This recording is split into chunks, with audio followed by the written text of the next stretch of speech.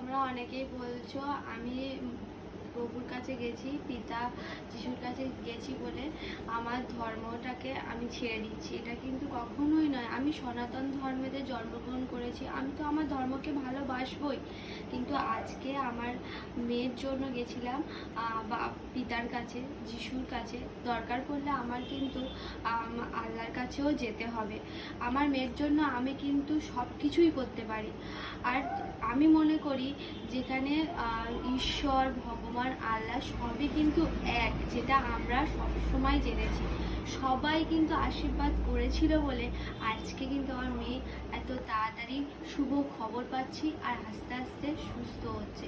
আর তোমাদের কাছে এটাই কামনা করি যাতে তোমরাও আশীর্বাদ করো, যাতে আমার মেয়েও খুব তাড়াতাড়ি সুস্থ হয়ে যায় আর ভালো থাকে। আর তোমাদের কাছে একটাই রিকোয়েস্ট করছি যে এইসব কথা বলো না।